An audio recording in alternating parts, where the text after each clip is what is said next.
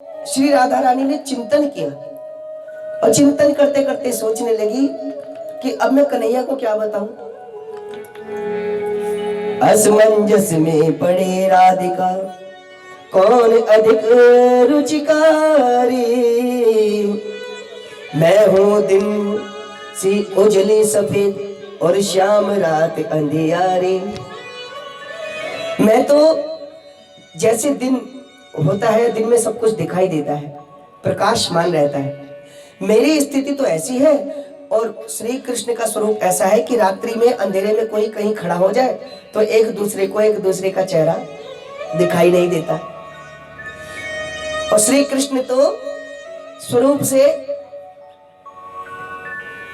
कृष्ण वर्ण में है।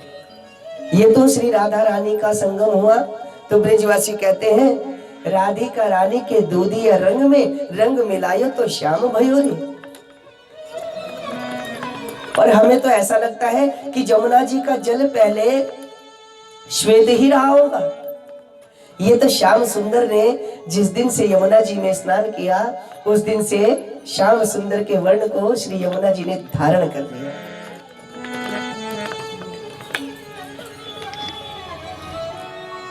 श्री राधा रानी ने सोचा, अब मैं क्या कहूं। मैं गोरी माखन सी कोमल, श्याम सूरतिया कारी, पर कैसे कह दूं मैं प्रियतम, कारी सूरत तिहारी। अब श्री राधा रानी ने बहाना किया। जब किसी से कोई बात छुपानी होती है तो हम हंसने लगते है ना। अपना दुख छुपाना हो तो व्यक्ति झूठी हंसी हंसने लगता है। अब राधा रानी के मन में क्षोभ है और बाहर से हंसते हुए बोली, हंस कर बोली जगत सुंदरी, सुनो बात बनवारी। मैं हूं कच्चे फल सी सफेद, तुम पकी जामुनिया कारी। मैं सुंदर तो हूं पर मेरी सुंदरता का कोई मोल नहीं है। क्यों? क्योंकि जैसे कच्चा फल सफेद तो होता है लेकिन कोई खाए तो उसका स्वाद नहीं होता, या तो खट्टा होगा या कड़वा होगा। तो कोई अगर मेरे पास आए और मुझसे कहे कि श्री राधा रानी तुम बहुत सुंदर हो, जगत सुंदरी हो और तुम मेरी मनोकामना पूर्ण कर दो, तो मैं केवल जगत सुंदरी तो हूं लेकिन किसी की मनोकामना सिद्धि नहीं कर सकती। ये श्री राधा रानी कह रही है। यद्यपि श्री कृष्ण नहीं मानते इस बात को। श्री कृष्ण कहते हैं कि राधा जी का चिंतन किए बिना मेरी प्राप्ति नहीं हो सकती। ब्रिज दूर लपेट कलेवर पे, गुण नित्य किशोरी के गाएगा जो, हंसता हुआ श्याम मिलेगा उसे, निज प्राणों की बलि चढ़ाएगा जो। पर राधा रानी कहती है मैं कच्चे फल की तरह हूं और आप तो पकी हुई जामुन के जैसे हो। पकी हुई जामुन कैसी होती है? आप जब फल से, पेड़ से जामुन टूटकर हमारे पास आती है तो पकी हुई जामुन का जो ऊपर का कवर होता है बहुत शाइनिंग मारता है नहीं? हम कोई चीज साफ करते ना, जैसे नेल्स को साफ करते हैं थिनर से, तो 2 मिनट के लिए वो शाइन हो जाते हैं। आजकल तो नेल पेंट भी जो है शाइनिंग वाले आने लगे, लेकिन जामुन को शाइन करने की आवश्यकता नहीं है, वो ऑलरेडी फाइन एंड शाइन है। और उसको खाते हैं तो उसका स्वाद भी बड़ा मीठा लगता है। तो श्री राधा रानी कहती है कि आप ऊपर से भी ऐसे ही हैं और अंदर से भी ऐसे हैं। अब बात तो उनकी पूरी हो गई। श्री कृष्ण खुश हो गए, बोले सुन राधा की चतुर बातियां, मगन हुए त्रिपुरारी। बोले सुनो वृषभान दुलारे, तुम अति सुंदर नारी। तुम ही जगत सुंदरी माया, तुम त्रिलोक में न्यारी। जिस जीवा पर नाम तुम्हारा, वो जीवा मुझे प्यारी। आज से जो कोई भक्त तुम्हारा नाम लेगा उस भक्त को मैं उद्धार कर दूंगा। इसलिए आज वृंदावन में जब भी जाओ तो लोग हमें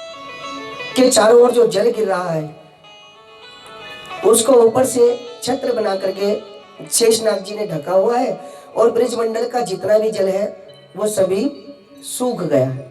संवाददाताओं को इंद्र ने भेजा तो पूछा भी कि क्या ब्रिजमंडल डूब गया? संवाददाताओं ने कहा नहीं, जल बरस तो रहा है पर जा कहां रहा है पता नहीं। ऐसा संत श्री मुख से मैंने सुना है कि वो जल श्री अगस्त मुनि जी ने पिया था। श्री रामावतार में वो अतृप्त रह गए थे। श्री सीता जी ने रसोई की है और सीता जी की रसोई भोग ग्रहण करने के लिए श्री अगस्त मुनि जी आए हैं। अगस्त मुनि जी ने सीता जी के प्रेम का आनंद लेने के लिए, हम अहंकार तो नहीं कहेंगे, सीता जी साक्षात जगत माता माँ लक्ष्मी का स्वरूप है, और माँ भगवती ही अगर अहंकार करेंगी तो आम जनमानस का क्या होगा।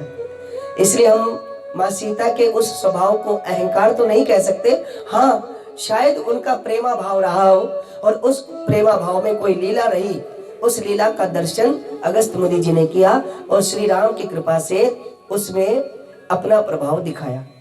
इस जन्म में, इस अवतार में भोजन ग्रहण किया और अगले अवतार में जल ग्रहण किया। इंद्र को समझ आ गया कि मैंने गलती की। इंद्र कामधेनु मैया को लेकर आया। अब हम आपसे विचार करें, हर लोक में कामधेनु रहती है, कामना को पूर्ण करने वाली गौ माता। हमारे यहाँ की भी कामधेनु हमारी हिंदुस्तानी देसी गैया मैया है। ये मनुष्य की सारी मनोकामनाओं को पूर्ण करती है। पहले के लोग बीमार नहीं हुआ करते थे, क्यों? वो गौ सेवा करते थे। गौ सेवा करने से बहुत सारे फायदे हैं। गौ के शरीर पर अगर कोई व्यक्ति, पहले नहलाते थे ना, अभी भी नहलाते हैं, तो जब गौ को नहलाया जाता है तो गौ के नहलाने से हमारे शरीर की बीपी की समस्या खत्म हो जाती है। गौमूत्र में एक नहीं, उदर संबंधी हजारों बीमारियों को समाप्त करने की क्षमता है। गाय के गोबर का लेपन होता था ना, आप समझ रहे गाय के गोबर के लेपन का कितना बड़ा फायदा था। पहले आपने सुना, आज से लगभग, मैं कहता हूं ज्यादा नहीं, 50 साल पहले भी बहुत सारे लोग ऐसे होंगे जो डिप्रेशन नाम की बीमारी को जानते भी नहीं होंगे। हाँ, आज बच्चे बच्चे को पता है। 8th क्लास का बच्चा भी कहता है मैं डिप्रेस हूं। पढ़ाई का इतना बर्डन हो गया है कि मैं डिप्रेशन में आ गया हूं। कभी कभार तो मम्मी पापा को ही कह देते हैं बच्चे, तुमने मुझे पढ़ाई के बोझ के नीचे डिप्रेशन में डाल दिया, मैं घर छोड़कर चला जाऊंगा। ये नेगेटिविटी कहां से? आजकल हमारे घरों में ना तो शंख बजते हैं, ना घर में गाय के गोबर का लेपन होता है। इस कारण से हमारे घर में नेगेटिविटी बनी रहती है। और मैं आपको कहूं, गाय के गोबर में बहुत सारे रोगाणुओं को मारने की क्षमता भी होती है। आजकल गोबर गैस के प्लांट लगे हुए हैं ना, गोबर में गैस के माध्यम से अनेक औषधियों में उसकी सहायता ली जाती है।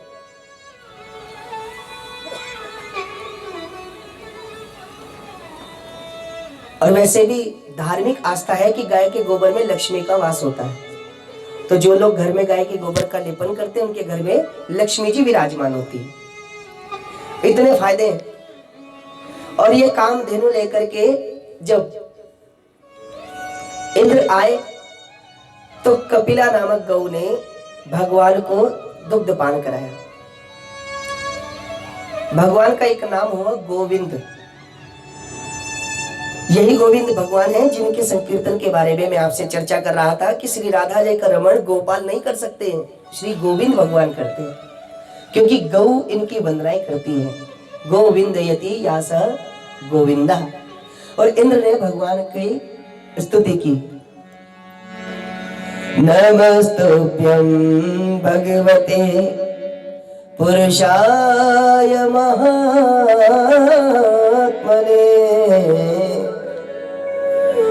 वासुदेवाय कृष्णाय सात्वतां पतये नमः। इंद्र ने कहा, प्रभु आप की लीला से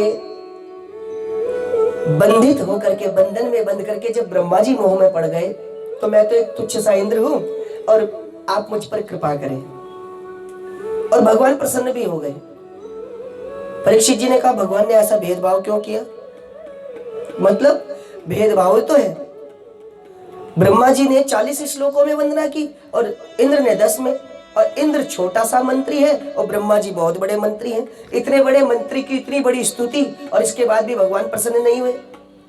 और छोटे से मंत्री की छोटी सी स्तुति और भगवान प्रसन्न हो गए। इसका मतलब भगवान ने भेदभाव किया? नहीं।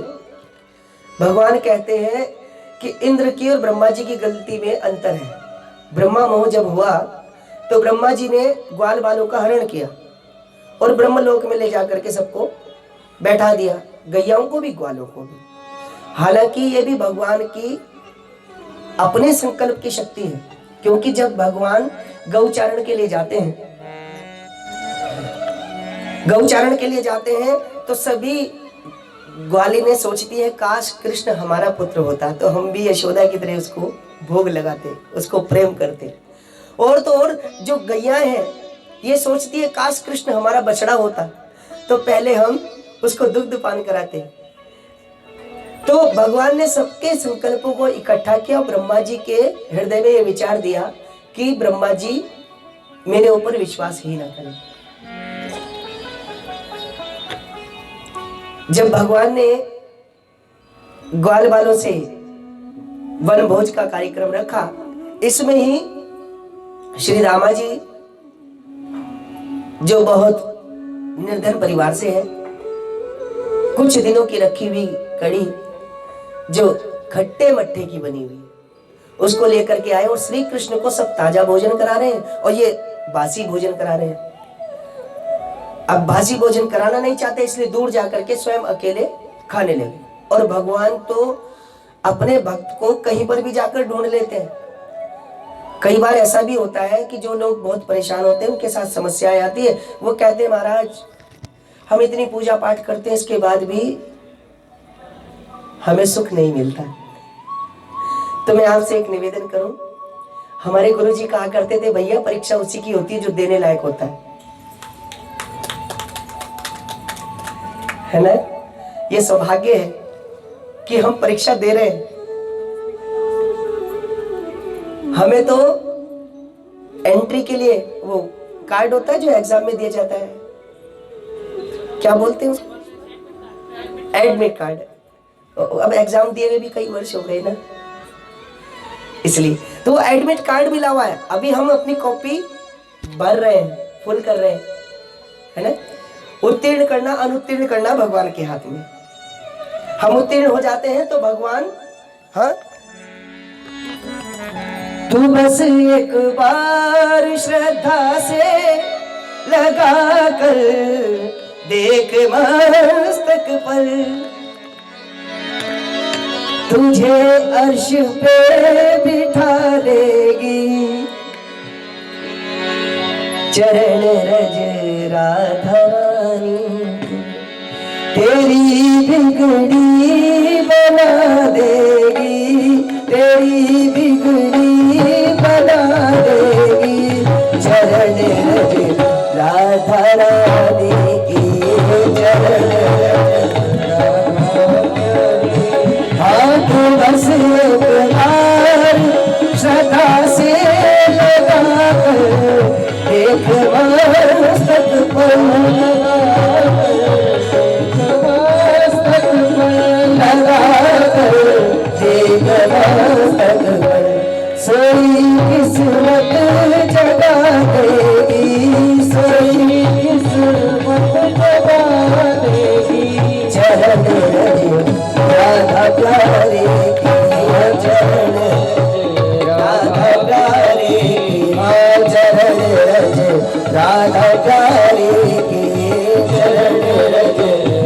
ज्यादा प्यारे किए। इस प्रकार भगवान अपने भक्तों पर कृपा करते हैं। श्री ब्रह्मा जी ने देखा कि भगवान ग्वाल बालों का झूठा खा रहे हैं, ये भगवान नहीं हो सकते। देखिए जितने विधि निषेध हैं ये एक संपन्न व्यक्ति के लिए, संपन्न माने ऐसा भी नहीं कि सिर्फ करोड़पतियों के लिए, संपन्न माने जिनके पास लगभग साधारण स्थिति में भी साधन हो। और अगर किसी के पास कोई साधन नहीं है तो मनसा वाचा कर्मणा वो भगवान की सेवा करे और भगवान उसके ऊपर प्रसन्न हो जाते हैं। और फिर देना तो नियत से होता है साहब। भगवान के निमित्त कुछ भी अगर दो तो वो नियत से होता है।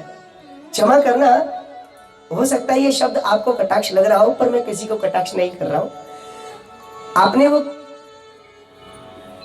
उदाहरण सुना होगा, पूज्य गुरुदेव अक्सर इस उदाहरण को कहा करते हैं।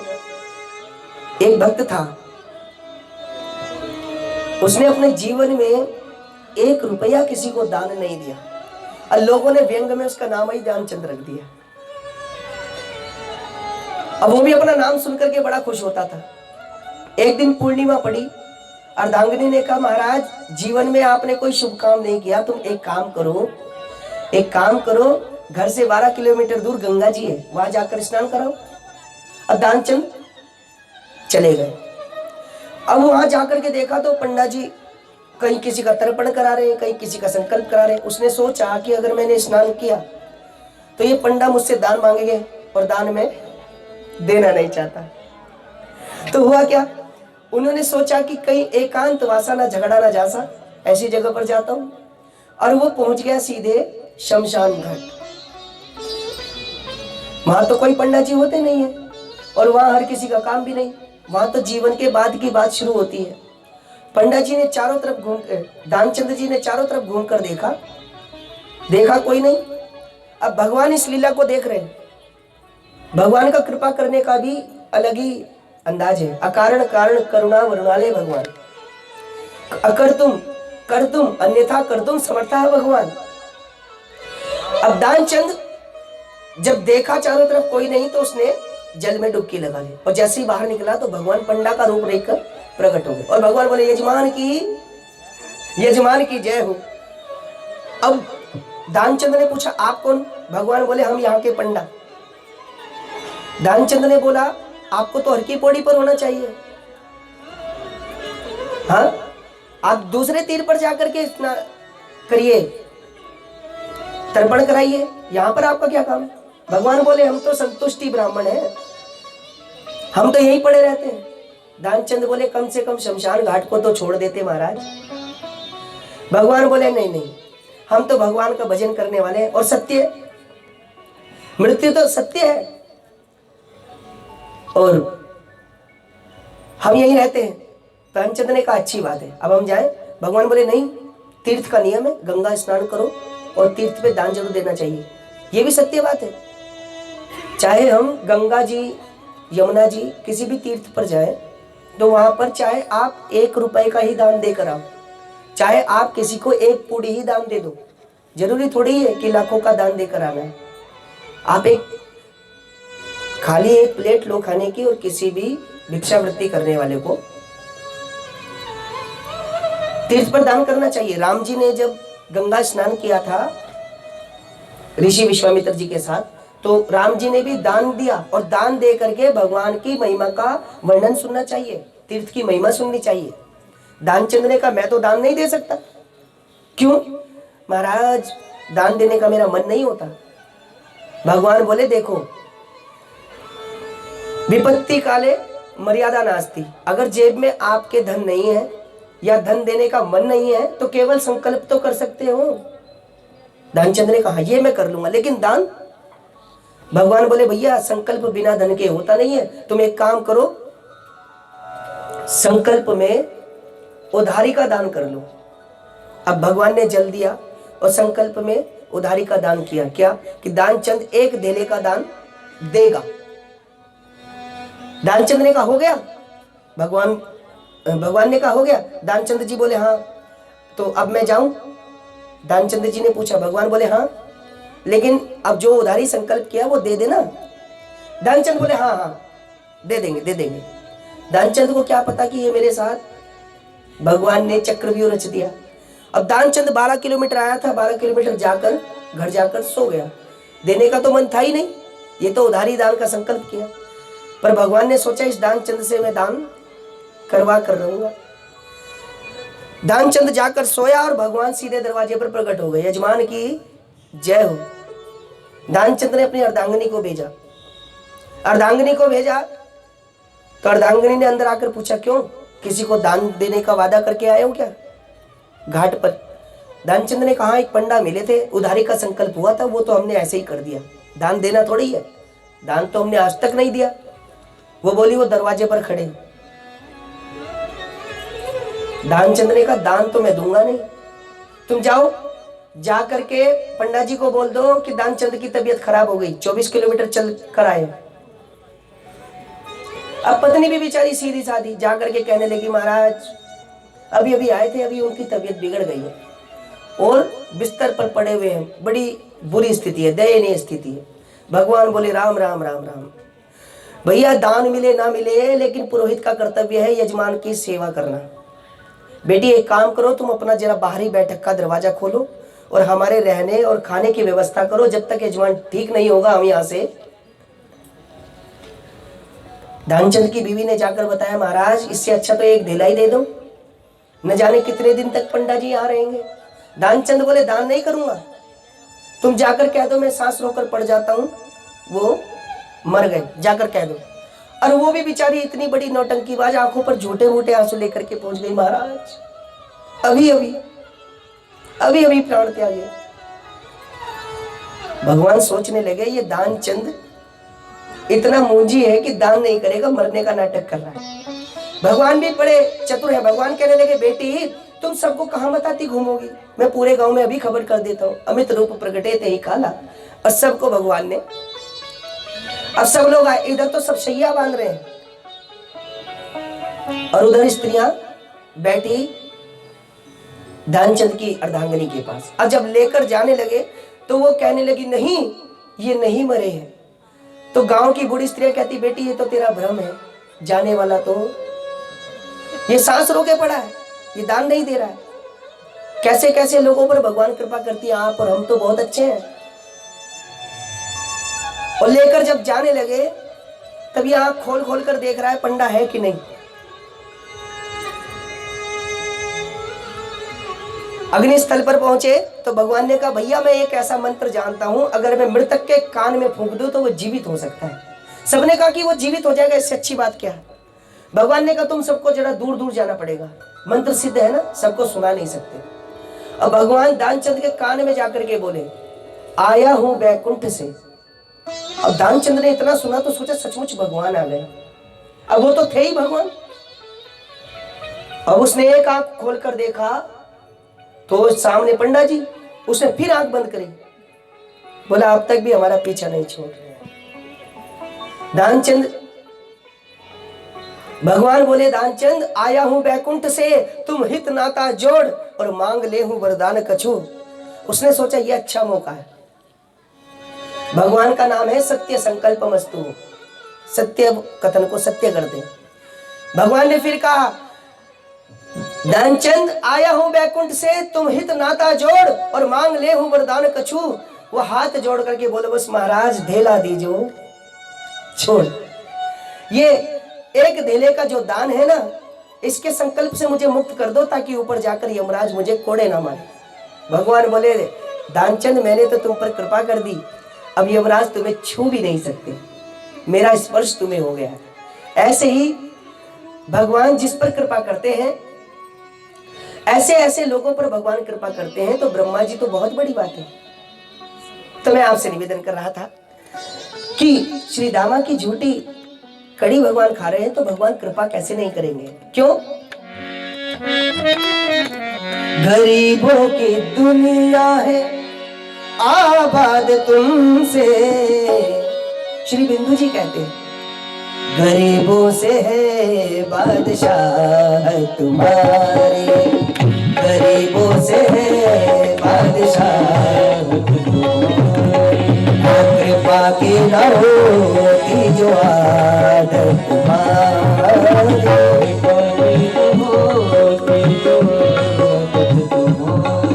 हक सुनी रहती अदालत तुम्हारी,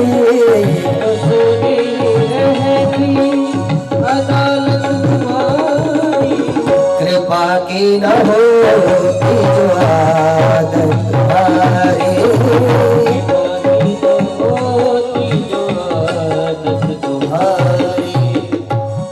ब्रह्मा जी को मोह हुआ, उन्होंने पहले ग्वाल बालों का हरण किया, पहले गैयाओं का हरण किया और बाद में ग्वाल बालों का हरण किया। भगवान समझ गए और भगवान ने एको हम बहुश्यामी, जितने बछड़े जितने ग्वाल बाल सबका सुख 1 साल तक ब्रजवासियों को दिया। और भगवान पहुंचे ब्रह्मा जी का स्वरूप रखकर ब्रह्मलोक में, और उधर ब्रह्मा जी आए देखने कि देखो तो सही कि क्या हो रहा है।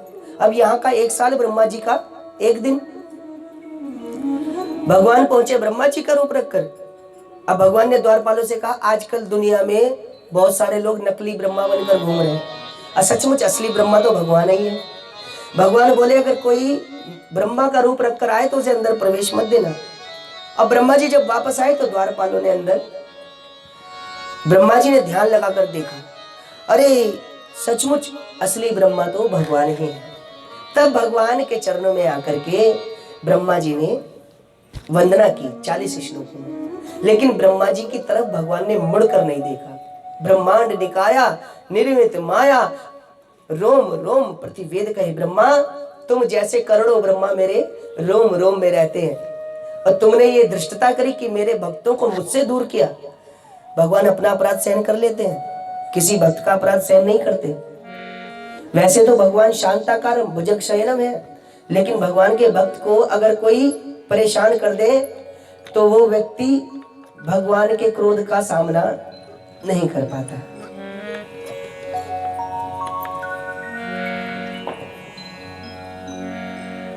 श्री अमरीश जी की कथा में मैं आपको बता रहा था ना, अमरीश जी का अपराध किया भृगु जी ने, और भगवान संतों की संत मेरे मुकुटमणि, भगवान कहते हैं संत मेरे मुकुट की मणि है, लेकिन मुकुट की मणि को भी निकाल कर फेंक देते हैं भगवान, यदि वो किसी भक्त की सम्मान की रक्षा न करे। इसलिए इंद्र पर भगवान प्रसन्न हो गए। आगे की कथा में सुखदेव जी कहते हैं, एकादशी के दिन प्रातःकालीन समय में मुर्गे की जो बांग होती है सुबह 4 बजे,